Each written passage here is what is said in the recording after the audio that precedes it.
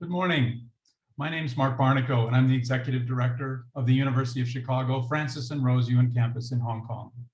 Thank you for joining our program this morning, COVID's Impact on Early Childhood Development. We're sharing this morning's event live via Zoom, Facebook, and YouTube here in Hong Kong. If audience members have questions to submit, you can do so through the questions and answer button by first registering on Zoom. And I also encourage you to visit the Yuan campus website at www.uchicago.hk. You can there subscribe to our e-news for the latest Yuan campus programs and information, or you can also follow our UChicago Yuan campus Hong Kong social media accounts on Facebook, Instagram, Twitter, and our new channel on LinkedIn. We'll wrap up tonight's program with a poll and more information about upcoming events, including one that's taking place tonight. So be sure to stay tuned until the very end. Tonight, we'll discuss COVID's impact on early childhood development, family, and social relationships. Let's start with a brief introduction of our moderator and panelists.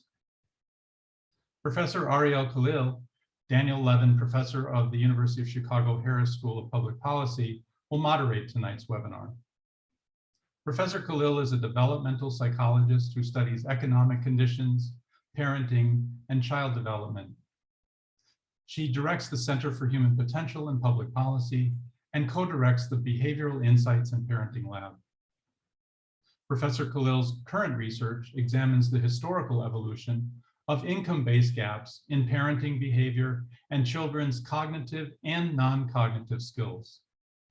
She also leads a variety of field experiments designed to strengthen parental engagement and child development in low-income families, using tools drawn from behavioral economics and neuroscience.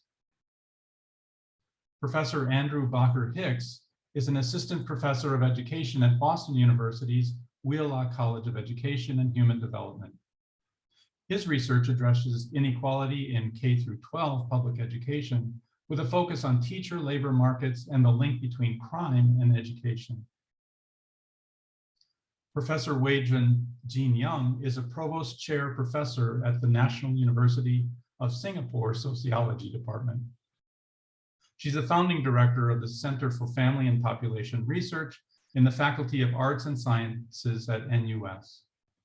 Professor Yeung has published extensively and has been on the editorial boards of several top-ranking international journals and numerous scientific review committees and advisory boards.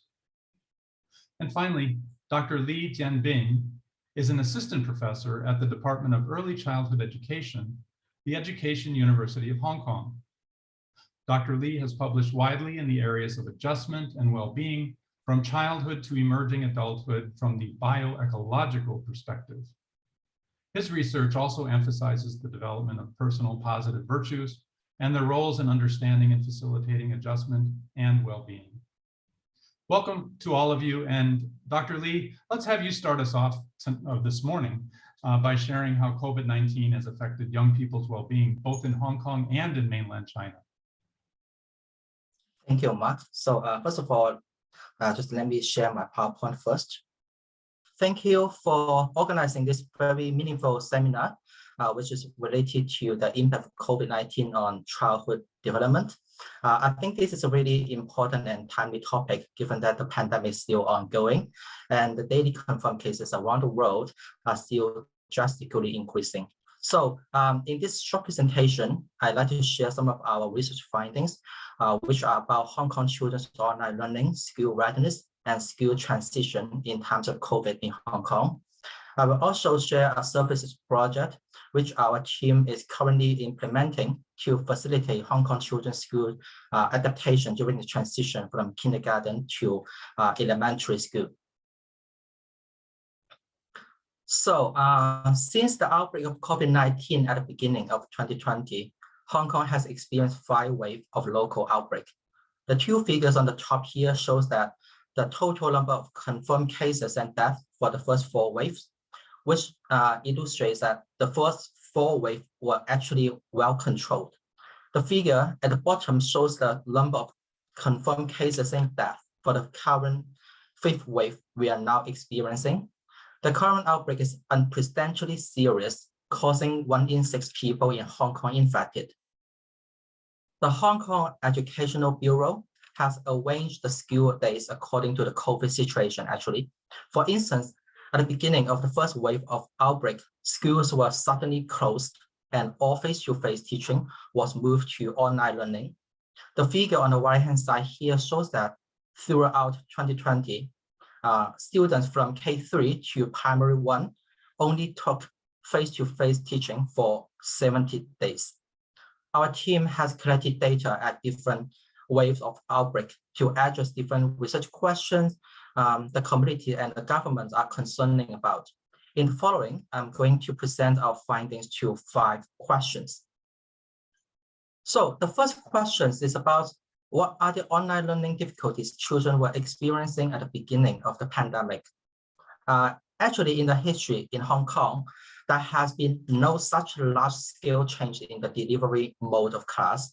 In addition, when kids, especially little kids, are learning from home, their parents have to spend much time assisting their learning and homework. Therefore, there are many difficulties, not only for the teaching staff, but also for kids and their parents. In order to have a very early evidence about how Hong Kong parents view online learning and their satisfaction, we conducted a large survey from more than 6,700 parents at the beginning of 2020. As shown in the figure here, kindergarten and primary school students, their parents actually reported quite similar difficulties, such as disrupted by family members and also lack of resources, except that the primary school students' parents, they also reported more lack of relevant knowledge and understanding of instruction than parents of kindergarten children. The second question is about, were parents satisfied with their children's online learning? We examined this question because we thought that dissatisfaction with children's online learning could be an additional indicator of parenting stressor. This could reflect that if parents are not satisfied with their kids' online learning, they need to spend time helping with their kids, which may cause stress in parents, especially for those parents who are working. The findings here show that around 36% and 47% of parents were not satisfied with their kindergarten and primary school kids' online learning, respectively. Last, we also look into the factor that matter parents' satisfaction towards their kids' online learning. Since parents in Hong Kong, they emphasize their children's learning outcome very much, we suspected that how much their kids could learn online would be related to parents' satisfaction. We also look at if children who could learn by themselves, which means they require less assistance with from their parents, would be related to the parents' feeling too. With the same data as these 2 figures shows that we found a trend. If a children's independent learning ability was low, as indicated by the blue lines here, the longer their children learn and the more homework their children need to do, the parents felt more dissatisfied. But on the contrary, for children who could learn by themselves, their parents felt more satisfied if their kids had more homework to do. These findings are actually very interesting because they reflect Hong Kong parents' high expectation towards their children's education, even though in times of COVID. Okay, and given the learning losses during 2020, our team also conducted another data set among more than 600 parents of K3 students in May to June 2021 to look at 2 questions. First, we look at how well children were ready for primary school. We first cared about the extent to which parents consider their children were ready for primary school. And as you can see on the right-hand side figure here, parents overall thought that their kids were not perfectly ready for primary school, especially on academic skills. As you can see, the score here is the lowest. In the past year, actually, there were a number of supports provided to parents and kids to facilitate their children's school transition by different organizations in Hong Kong. We wonder if parents perceive social support was helpful to facilitate their children's school readiness. To this end, we also examined the boundary condition for these questions. We found that stronger perceived social support in parents was overall related to better school readiness for most parents, but not for parents who already had high parenting competence, but spend less time with their kids. So based on these findings, as educators, to respond to the impact of COVID-19 on children's learning and their well-being, we launched a 2-year service project called the School Transition and Readiness Project, the STAR project, as you can see here. This is a 2-year project sponsored by Hong Kong Jockey Club Charities Trust. It targets on P1 students and aims to facilitate their school adaptation during the transition. Actually, there were 4 components as shown on the right-hand side here in this project for each service year. First, we provide 20 public talks to parents, teachers, and the community to increase their awareness of the importance of school transition and teach parenting skills to help their children adapt to P1. Second, we also provide 3 educational box sets to around 50,000 families in Hong Kong. Each box set touches on different themes, including like this one, the box set 1, it touches on routines. The second box set touches on executive function and learning skill. And the third box set is focusing on the social emotional skills of children. All the games and activities in this process are actually based on research findings, which are evidence-based. And third, we also provide 8 3-hour teacher workshops to train the teachers to facilitate the students' school adaptation in the school settings. And finally, we also provide school on-site consultation to help the school with changing their classroom environment to facilitate the students' adaptation. And as you can see, these are the 2 boxes we have already delivered to about the primary school in Hong Kong. And we are now producing the 3rd one. For instance, this is the box set 2 on the right-hand side, this one. It contains 4 executive function games specifically designed to train students' working memory, cognitive shifting, and interpretatory control with funny card games. And we also set up YouTube channel to introduce the whole project and each component of each process. If anyone is interested to know more about this project and our products, you may send us email at this email address. Okay, and finally, the take-home message for these short presentations are Hong Kong children experience various difficulties in online learning at the beginning of COVID-19. Children's ability to learn independently may help mitigate parents' stress. Parents do not consider their children perfectly ready for primary school, especially on academic skills. External support could be very helpful for children's school readiness, but it also depends on parents' competence and time with children. And our STAR projects, among other services, provided to Hong Kong parents to promote their children's school readiness and transition. Okay, and thank you for your listening. If you have any questions or would like to know more about our research and products, please feel free to contact me at this email address. Yeah, thank you. So I pass my time to Professor Yeung.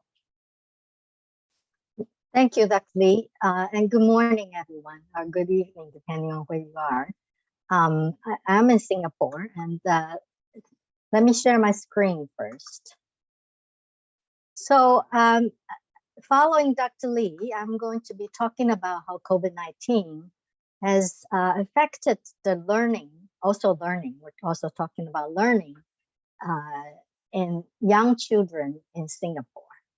And this is a collaborative work with Shi.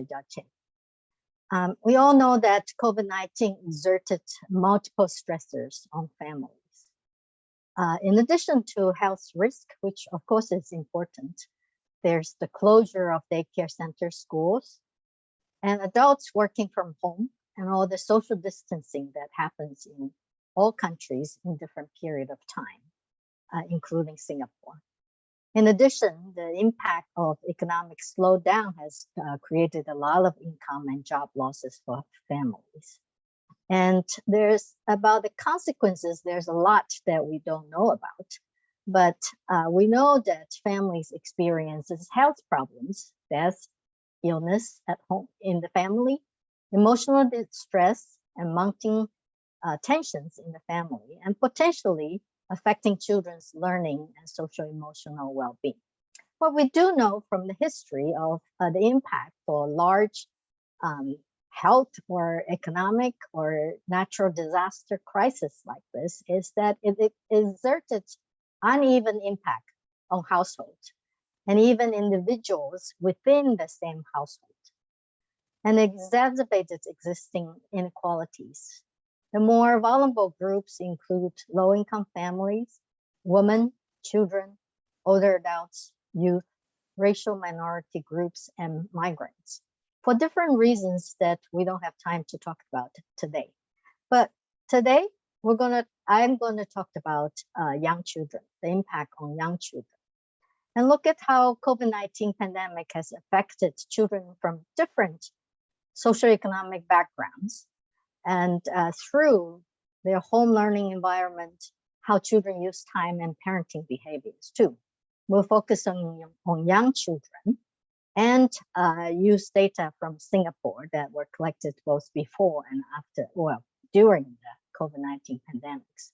What we will show is that pandemic widens the achievement gaps among children because it has exacerbated the pre-existing inequalities in resources that are conducive to children's learning. With the COVID-19, it falls on parents to teach, monitor, and provide learning opportunities outside of the school. Home environment thus becomes more important than before, and gaps tend to exacerbate it. In providing learning materials, set daily routines, etc.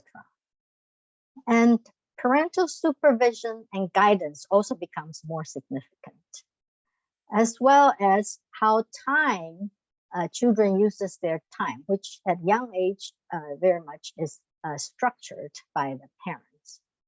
You know, their time in school-related, achievement-related work, screen times, these are all possible differences that resources or behavior that could widen the gap during the pandemic. Very briefly about what family resources can do for children's cognitive development. Through multiple different kind of resources, including financial resources, human capital, social cultural capital, and parenting behavior. Now, financial resources can provide materials, housings, food, and human capital provides, sorry, I just had a phone call. Higher SES parents are more knowledgeable about children's developmental needs, and they're better able to teach and provide better stimulating materials.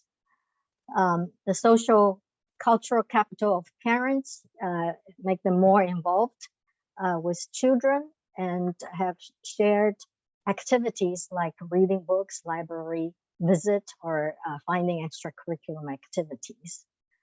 For parents, higher SES parents tend to set routines and boundaries for children's activities, such as homework, play, technology use, and so on. To talk about why these COVID-19 will affect and exacerbate the inequalities, in addition to widely used family investment theories or attainment models, there is the life cycle consumption smoothing model that is relevant.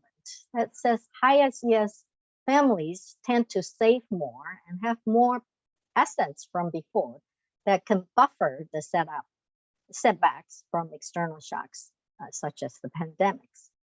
There's also the faucet theory that says that these kind of pandemics have similar effects, like summer learning effect. When school is closed in session, the faucet, when school is open, the faucet is on for all children.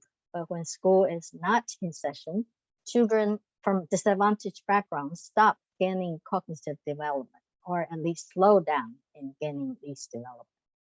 So we'll be using Singapore longitudinal early development studies. This is a multi-stage probability sample of households with children 0 to 8 across the 52 planning areas in Singapore. Our wave 1 baseline study data was collected before COVID-19 at the end of 2018 and throughout 2019. About 5,000 children properly represented by gender and racial ethnic groups. Wave 2 data was collected in 2021 with an 87% response rate. So we still have about 4,353 children in wave 2. So we will be using both waves of the data collected in SG Leads, and sample includes children who were 3 to 6, so preschool in wave 1 in our baseline, and successfully interviewed in wave 2. By then, they would be at age of 5 to 8, so kindergarten stage and primary 1 and 2. We hypothesized that COVID-19 will widen the gaps in children's cognitive development through the exacerbating the resources inequalities that we have talked about. We'll be using Woodcock-Johnson achievement test scores to look at as an indicator of children's cognitive development in wave 2.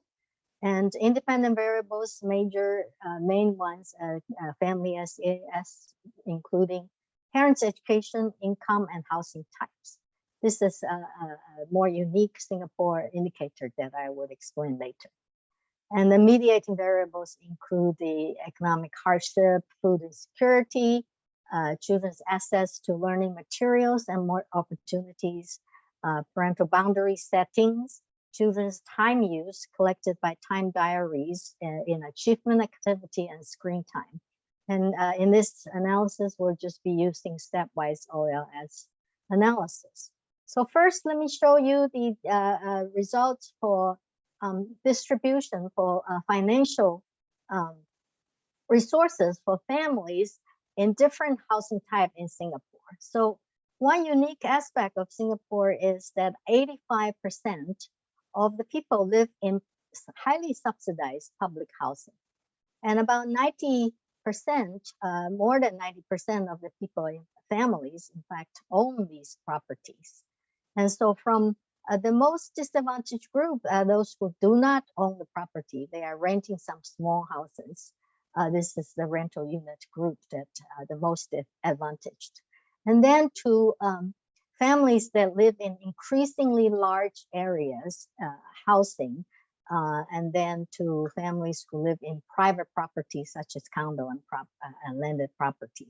So here you can see the annual family income per capita for these kind of these 5, 1, 2, 3, 4, 5, 6 family types, and the gradients there, it's very much low income all the way to a higher income group in both wave 1 and wave 2.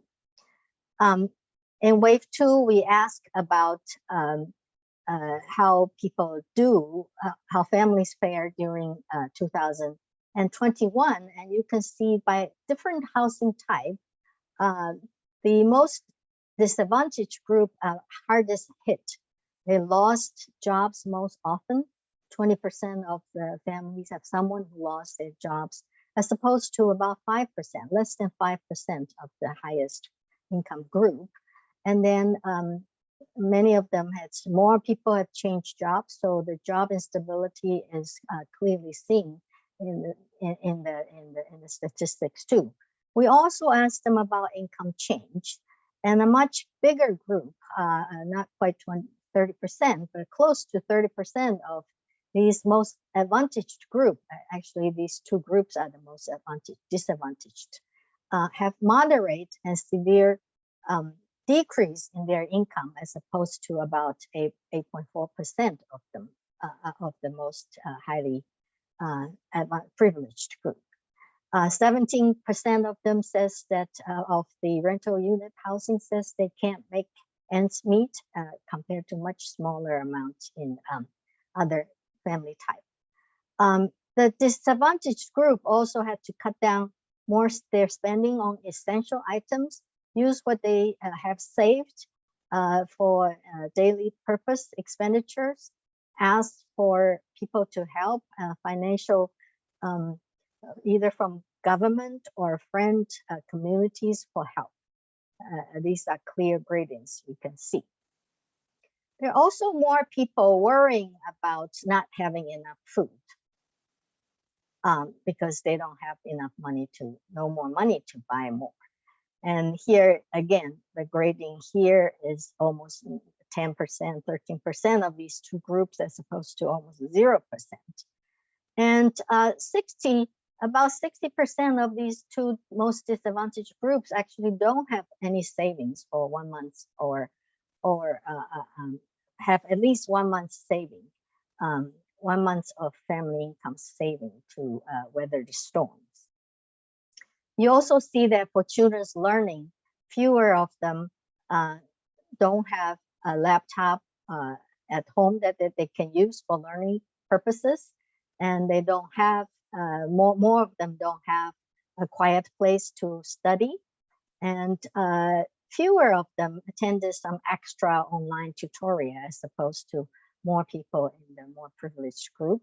And more children in the disadvantaged group are using their smartphones alone without adults' guidance or supervisions.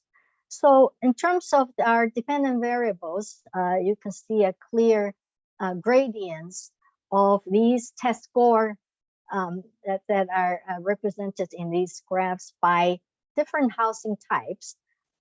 In z-scores, this is mean 0. The bars going down means they're below the mean, and bars going up is they're up.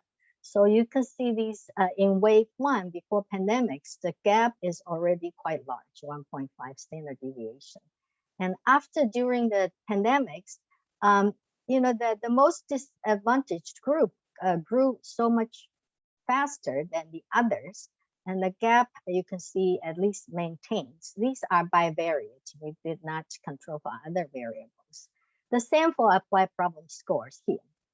And with the multivariate variables controlling for a lot of other things, and this in this box here is the results for the 3 socioeconomic groups: parental education, family income, and the housing type that I spent quite a bit of time talking about.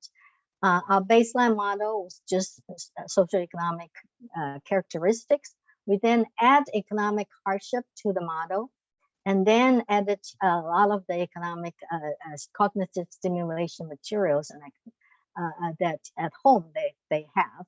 And then in model 4, we added children's time use on achievement-related activities and screen time. And finally, in the last model, we added wave 1 test scores to further see how these effects for socioeconomic variables change. And what you can see is these strong effects on these both on parental education, income, and family type. After all this control, the magnitudes has declined, but significance maintained, and there's still very large gaps. These saying holding the wave 1 test score constants, we see that there's a wider gap in wave 2 for children from different socioeconomic status. And you know, the financial stress in wave 2, lost job, income loss, and job loss, materials that are at home spending, including books, music instrument, computer access to a computer, library visit, parents setting rules, which was mediated through how much time children spend on achievement-oriented activities mostly. So from here, let me sum up that you see that COVID-19 crisis exacerbated inequality in key resources for children. We see this COVID-19 learning gap effect that are similar to the summer learning gap, which shows learning gap becomes larger during summer vacation. And in this case, it's during pandemics, when high SES parents use their resources and networks to secure stimulating learning opportunities and experiences for their children, while children in more disadvantaged groups cannot afford these opportunities and lag further behind when school resumes. School closing disadvantages those already disadvantaged very clearly.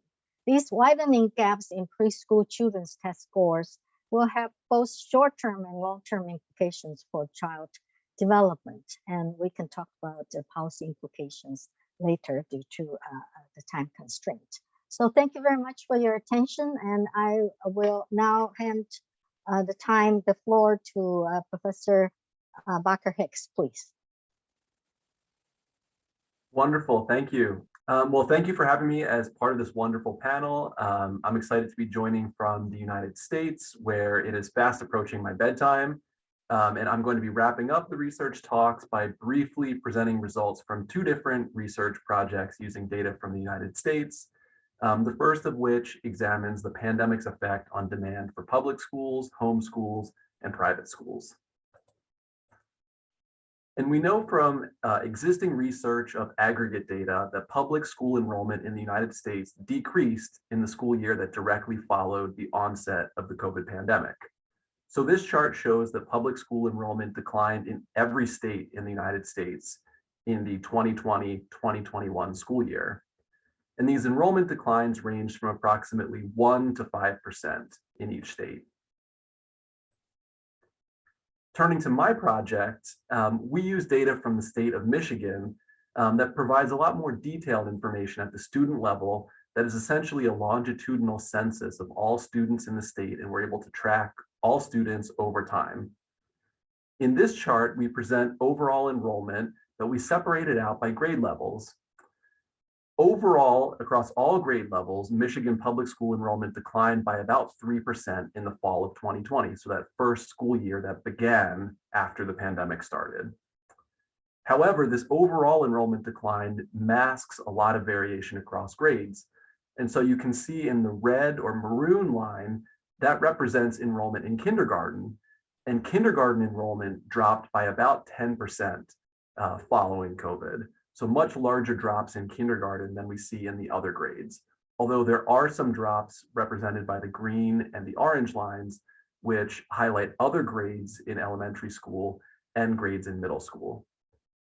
I'm not going to show here because of time, but if you separate this out by race, you see that the kindergarten enrollment drop is far higher for Black kindergartners than it is for any other racial subgroup. If we extend this chart to look one more school year, so into the fall of 2021, which was the second full school year that was affected by the pandemic, you can see here that kindergarten enrollment partially bounces back, but doesn't fully recover to the pre-pandemic levels. So enrollment in kindergarten is still below the pre-pandemic levels. And you can see that the orange and the green lines also still represent enrollment that's below the pre-pandemic levels. Now, a nice feature of this longitudinal data is that we can examine where students go if they leave the public education system. And so here I'm presenting what I'm calling exit rates, where I show exits to homeschooling and exits to private schooling. So these are students who were previously enrolled in the public education system, and I've separated it out by grade, starting in kindergarten all the way on the left and extending up through 11th grade on the right. And you can see in the blue bars that before the pandemic, very few students exited to homeschooling or to private schooling. So just for example, about 0.1% of kindergartners before the pandemic exited the public school system for homeschooling. However, those exits increased substantially, especially in the earlier grades and especially for homeschooling. So for example, for kindergartners, in the school year directly following the pandemic, about 2% of kindergartners exited the public school system for homeschooling. And so you can see that these exits are dramatically larger after COVID than before COVID. They're also larger for homeschooling than for private schooling, although there were still substantial increases in the exits to private schooling. And they're also larger among the earliest grades. And the final piece of analysis then tracks into the next school year, into the fall of 2021, what happens to those students who exited for homeschooling, which is shown in the graph on the left, and what happened to those students who exited for private schooling, which is shown in the graph on the right. For those students who exited to those two different alternatives to the public education system, what happened to them in 2021? And so we see for homeschooling, for example, that about half of those students who exited in 2020 returned to the public education system in 2021. This is represented by about, in each bar that's represented here, about half is blue and half is red, where the blue represents the share who are returning to the public education system out of the total number of students who exited. And you can see that for homeschooling, it's pretty, although more kindergartners exited the system, the share who returned is about 50% across every grade level. Now, the same thing is true for private schooling in that the share who return is pretty consistent across each grade level, but it's far lower than it was for homeschooling. Only about 20% of those students who exited the public school system for private schools, only about 20% of them returned by 2021. So this presents some potential long-term challenges for public school enrollment based on the exits that we saw earlier in the pandemic. Now to switch gears a little bit and talk about a second project, I'm going to discuss how the COVID-19 pandemic disrupted both school bullying and cyberbullying. And I was interested to dig into this topic because school bullying is both a common problem and a problem that is known to have substantial and harmful effects on children that linger for many years, in some cases even into adulthood. And as schools in the United States shifted online in response to the pandemic, which happened right around March 2020 is when many of the schools across the US shifted from traditional in-person instruction to virtual instruction, there were concerns among parents, teachers, school leaders, and in the media that cyberbullying might dramatically increase because students are now spending a lot more time online. They're spending most of their school day online as schools shifted to virtual instruction. So even if perhaps in-person bullying might decrease, there was this worry that cyberbullying could skyrocket. The challenge is that there's not been a lot of good data that was available in real time to answer this question right around the time when schools closed and shifted to virtual instruction. And so what we did is analyzed internet search data from Google Trends, which makes publicly available aggregate information on internet searches in the United States. And we essentially did three things with this paper. The first thing that we did, I won't have enough time to talk about today, but I actually think is quite interesting, where we show that internet searches for bullying related topics are actually a very good proxy for bullying related behaviors. So you can get a lot of information based on internet searches about behaviors that are actually happening. And I'm going to have to skip that, unfortunately, for this presentation, but I'm happy to talk about it a little bit more in the Q&A, and it's also in the paper that I'd be happy to share with anyone who's interested. But what I will present information on is both an event study analysis showing that both cyberbullying rates and school bullying rates dropped pretty dramatically following the school closures in March of 2020. And then in the difference in difference analysis, I'll show that remote schooling or virtual schooling is at least one important mechanism that helps to explain these results. And so just the first piece of evidence is an event study. There's also a table of results that I won't show, but the visual representation of this event study analysis essentially compares the rates of searches for school bullying topics, that's in the top panel, and cyberbullying topics, that's in the bottom panel, and compares how those monthly rates transitioned after schools closed. And those are the months that are to the right of the dashed line in this chart. So the dashed line falls in March of 2020 when schools closed in response to the pandemic. And what you can see is that directly following those school closures in April and May of 2020, there were dramatic decreases in internet searches for bullying related topics, both school bullying and cyberbullying. However, if you look over summer months, in the months when schools are typically not in session, there really weren't any consistent trends that we noticed, either increases or decreases over that whole summer period in school bullying and cyberbullying. However, in the fall of 2020, when schools began to reopen again for the following school year, again, searches dropped for both school bullying and cyberbullying. If you look over this entire period, so if you average over all of the months that are to the right of that dashed line, bullying dropped, both school bullying and cyberbullying dropped by about 30% over this entire period. But of course, as you can see from this visual representation, these decreases are largely concentrated during the months when schools are in session and not during the summer months when schools are not in session. And the final piece of analysis that I'll present examines in-person schooling as a potential mechanism to help explain why bullying dropped after schools closed. And so to do this, we leveraged data from the fall of 2020. And in the United States, there was a lot of variation across states in the percentage of schools that offered virtual instruction. So during this time period, schools were essentially allowed to choose the extent to which they wanted to maintain distance learning or offer in-person instruction. And so you can see in this chart that some schools had very little virtual instruction and others had a lot more. But what you can see is that search intensity for bullying declines as the percent of virtual instruction increases. And in a regression framework, we estimate that if all schools offered only virtual instruction, bullying would have dropped by more than 50%.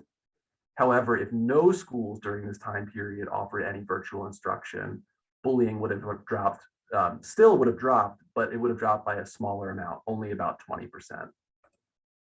And I will leave my conclusions, which are just a summary of what I just presented, for the question and answer, because I know we're running out of time. So thank you. I'll stop there. And I'll turn it over to Dr. Khalil to lead our question and answer session. Great. Wow. Thank you so much to all three wonderful presenters. That was just incredibly interesting and really a set of complementary findings and exciting ideas. I'm going to start off by asking maybe a couple general questions. We have about 15 or so minutes, and then I know there are going to be some specific questions for specific speakers that some audience members have submitted. But what I want to do is take a step back and ask you all, what do you think makes COVID different in terms of a shock, which is both economic and social, and shocks to kids' schooling experiences, in terms of, I guess I'll say, exacerbating inequalities, taking a cue from Dr. Yeung's presentation. So what I mean is, do you think that COVID exacerbated inequalities that already existed? Or do you think it has introduced yet more inequalities? And I guess we can all agree a big dimension of inequality is family economic status. So maybe we can just center on that one. I'd be curious to know how each of you thinks about that, because I think that has some long run implications for how we think about a public policy response. So maybe I'll just ask Dr. Lee, since you presented first, what do you see here? Do you see a continuation of existing inequalities that were exacerbated by the various shocks, or do you see yet new problems in inequality in child development that we need to be concerned about? Thank you, Ariel. To be honest, in personally speaking, I think the COVID-19 indeed is exacerbating the pre-existing gap. Actually, I'm not an expert on this topic, but when I am doing my research and when I read some literature, and I found a very comprehensive report published by OECD. So according to the OECD report, they collected the data from their OECD partnership countries in 2020. Yeah, in the year of 2020. And actually, there are a lot of the OECD countries, they closed the school in March to June in 2020. And the finding is that this short-term school closure, they did not lead to, they did not lead to the gap between before the pandemic and during the school closure. They did not lead to anything impairment in the psychosocial functioning. But in terms of the educational level and performance, they did find that after this short-term school closure, they did find that students' academic achievement was lowered. And also, there is a widened gap between the wealthy family and the family that are in poverty. So, and this is their finding, and I found quite astonishing. And I think this is quite consistent with what Professor Yeung found in Singapore. Yeah. Great. Yeah. So, Jean, tell us, you've done a lot of work, great work in your career on the impacts of parental job loss and income instability and other kinds of shocks to the family system. Do you see anything different about COVID, or is it just a kind of aggregation of a number of different shocks that families are experiencing that should lead to, similar kinds of inequalities? Right. Thank you for the question. I think this pandemic is different from the Great Depression or the world global recession that we just had experienced before this, in the sense that it's not one type of stressor, either financial or tsunami. It's disaster, natural disaster, but it's multiple stresses coming together. And this time is unique because of the school closing, almost universal school closing, and parents working from home for quite a long period of time. And this social distancing, even until today, it's quite, in various degrees in different countries, is still there. So people don't go out as much. And I've been staying at home for 2 years already and not going out. And certainly children, that sort of impact for children is something that financial crisis we did not see with financial crisis or Katrina or anything, natural disasters, because kids actually have more limited contact with the outside world. And family, home environment becomes more important, as I pointed out. At the other public institution and community institution cannot make up for it as much as before for the inequality. But so in the beginning, I think we see these inequality are exacerbated. But I think after a while, government and communities come together to figure out what they can do and where are their weak public safety net, and they start to have a lot more transfer or in-kind assistance, like providing laptops to these disadvantaged families, sending more food to them, or like Jianbin's doing, sending these different materials to these disadvantaged homes. Actually, in the data, we almost see this, the most disadvantaged group of those who live in the rental housing, about 5 or 6% of them in Singapore, actually did not do as badly as we had thought. And fewer of them, in fact, says they are not able to make ends meet. So there are opportunities in these kind of crises to close the gap, because they reveal where the inequality is, and they possibly, if public policy is working effectively, can try to close this gap, and that would improve the situation after the pandemics. Great, great. And so, Andrew, turning to you, the shifts in and out of different types of schooling seems unprecedented to my knowledge. So I guess I can just ask you, those are new phenomena. Do you think those are going to introduce new kinds of inequality in children's opportunity for skill development or well-being? Thank you. I think that's a great question. And I do think it poses the potential to increase inequality along existing dimensions. What we saw in some of my research looking into the fall of 2020, at least, is that exits from the public school system were larger among lower income families, families from less educated households, households from underrepresented minorities. So the exact reasons why those families were exiting the public system at higher rates, I think will require more research to really disentangle and figure out. And more research will also have to understand whether or not those opportunities that they had after they exited the system were beneficial for them, or if they were perhaps not being well served by the public system and that's why they left. So on the one hand, it could actually close gaps if by exiting the system they're able to access higher quality resources, but I think that's yet still to be seen, and I do think there's some cause for concern that students from lower income families were disproportionately likely to exit the public system. Very interesting.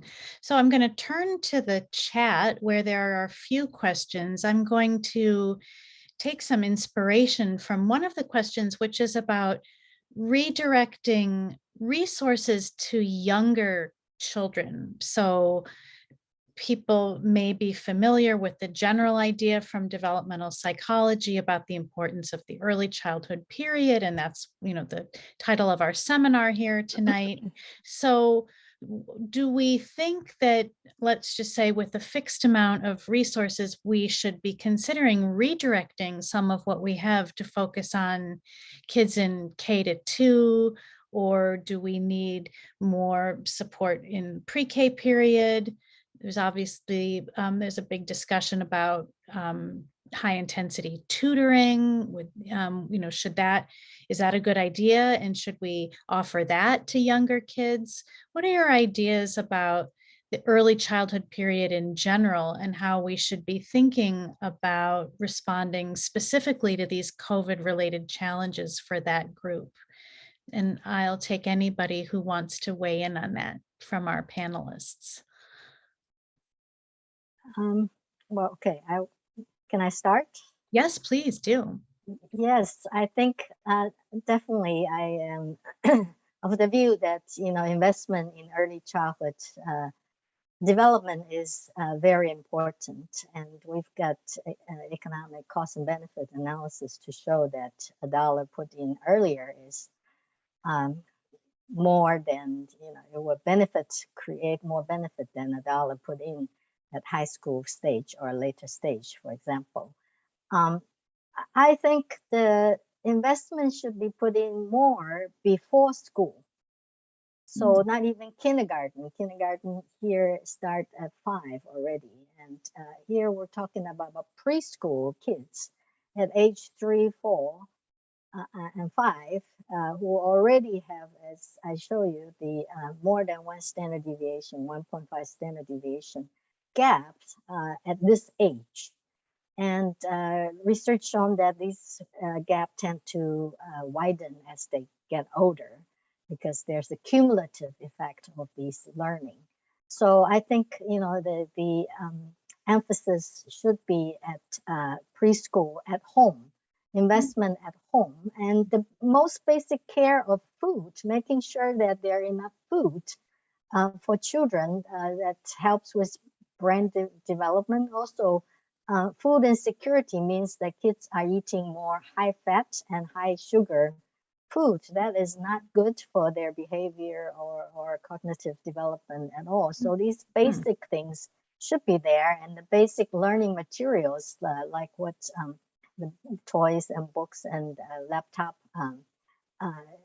all kinds of apps should be, I think we should invest more on these kind of things. Thank you. Does either one of the other two panelists want to weigh in on that about the stage specificity of interventions we might design? I'll just keep it really short, but agree with Jean that I think we need to prioritize early investments. I would have said this before the pandemic, but now I think it's even more important because, as we saw from Jean's presentation, there are clearly large gaps that exist very early on. And it's important to focus on shrinking those. I think from my work, it's shown that the youngest children are the ones who are most likely to have a lot of disruption in their educational offerings, whether it's switching from the public school to the private schools, et cetera. And so if these disruptions are creating extra burdens, especially for very young children, then more now than ever, we should be investing in early childhood. Okay. Perhaps I can also share my view here. Yeah, actually, I agree with Jean and Andrew. And actually, from my point of view, I think we not only need to invest directly to our young children, but also to the family as well, especially for parents. Yeah, because also, as we know, in this COVID-19 pandemic, so schools are closed and kids are staying at home. So parents are, I think, they are the only supporter to their children. So I think parents should also play a very critical role in the home. But the first thing is, most of our parents, they did not know how to teach their children. So this is quite a disaster thing.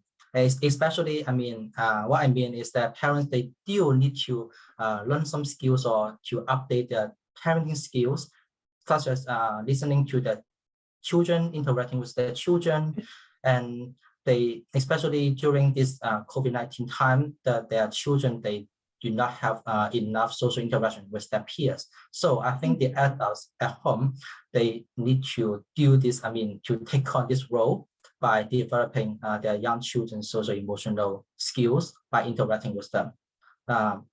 So from the point of the parent education, I think this is quite popular in Hong Kong right now, and I think this is also the case in Singapore and also in the United States. So by taking this parental education courses or program, and I believe that our parents, they can learn more skills how to support their kids during COVID-19. Besides we directly invest in our kids. Yeah, I couldn't agree more with that. If we just look at the US as an example, a very large share of low-income kids in particular never gets the chance to go to preschool. So the idea that we could imagine that preschool or school settings alone can support kids' development, I think is, not the right imagination to have. And so I think supporting parents is paramount. And I do think one of the things COVID did was highlight just how central parents are to supporting kids, and looking around and seeing how few resources we offer. I'm so inspired, Jianbin, by the intervention that you've designed and the scale with which you've already delivered your learning materials.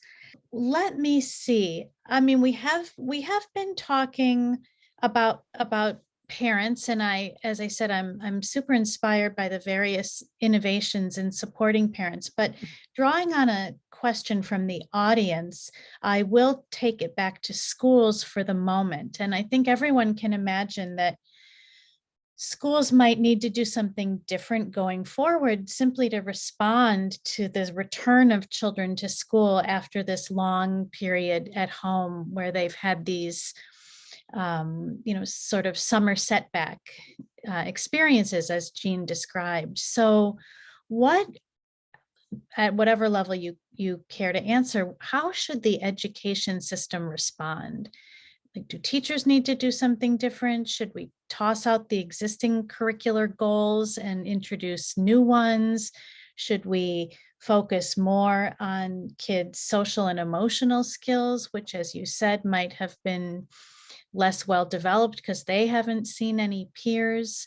What do you think, just for taking the school perspective for the moment, needs to be done? And again, anyone who wants to jump in, I think we'll make this our last question. So feel free to give us your closing statement on this particular question.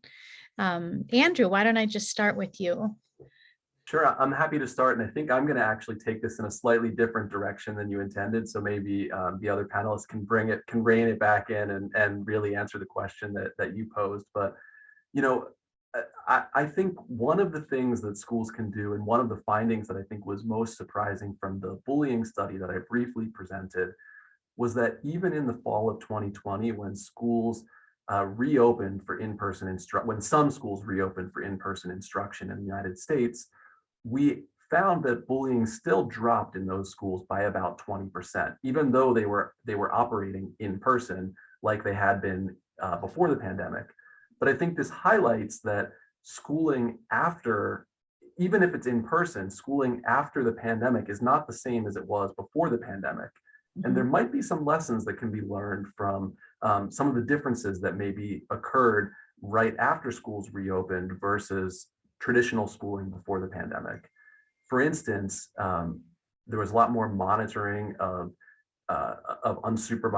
traditionally unsupervised time. So if you imagine what a typical lunch hour might look like for students before the pandemic, that was quite different when schools reopened in the post-COVID world for in-person instruction. And I think some of those changes resulted in the 20% lower bullying rates that we found in our study, even though school was still in person. And so I think there might be some interesting pieces that can be learned about some of the additional structures that were put in place during the post-COVID in-person era. And I'll end it there, even though I know that didn't fully answer the question. That actually was not a deviation at all from the spirit of the question. That's great. How about you, Jean? Do you think that there's anything that schools are going to need to reimagine in this post, even temporarily or permanently in this, hopefully at some point we can say post-COVID era? Yeah, I think, schools, again, I would focus on getting kids ready, the school readiness part. And that's not quite primary school yet, but that part is important. If that part is not ready, then kids are going to lag behind, as I have shown. But I think more involvement with the parents, to more communication with them at this young stage, so that they understand and parents knows how to follow up of the learnings in school. That's very important. And of course, after COVID-19, we know that there's still a lot of families don't have enough hardware even to learn. Even if schools open, I think people's learning styles are going to change quite a bit, and they rely a lot more on digital learning. And so we must make sure that there's at least connection, and there's at least some kind of forms for kids to do all this learning. And again, ensuring that some parental supervision and monitoring of the screen time, I think, is quite important. Great. So I hear you saying that actually, unless we can support parents to support their kids' learning, then that's the first order question before we even begin to think about what schools might need to do.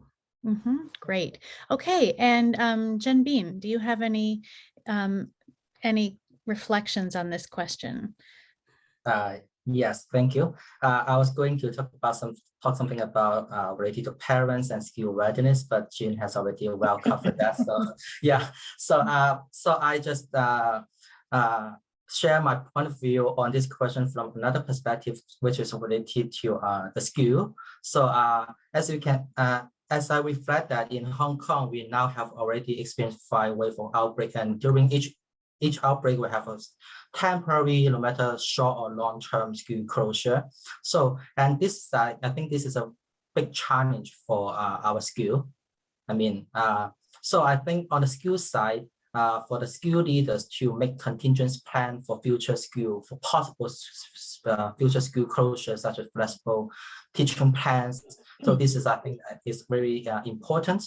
And the other perspective I would like to talk about is about the school staff well-being. Why I talk about this, because in a recent research, we conduct a post-pandemic kindergarten teacher well-being survey in 4 cities in the Guangdong, Hong Kong, Macau Bay Area.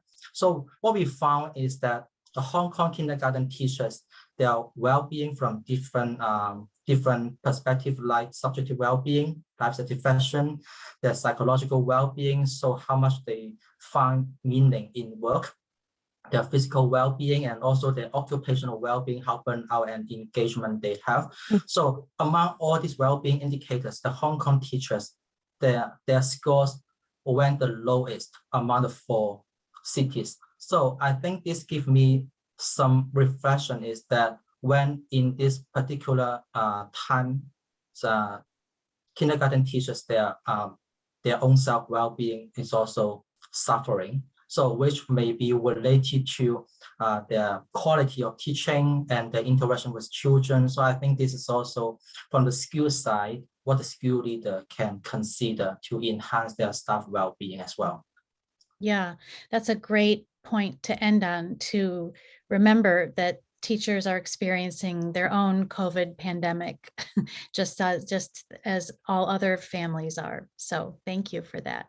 Okay, I think I'm going to turn it back to Mark to wrap Great. this up. Thank you, Ariel, and thanks for moderating tonight's panel. It was really interesting to listen to everybody's comments. Andrew, thanks for staying up. That clock on the wall and behind you reminded us that you were up late tonight, so we really appreciate it. And Jianbin and Jean, thank you so much for also joining us. Tonight we have a brief poll, as always, on the program for the audience on Zoom. If you're watching us live on Facebook or YouTube, you can leave your answers to the poll questions in the comments below. And I want to tell you a little bit about what's going on with our other upcoming programs.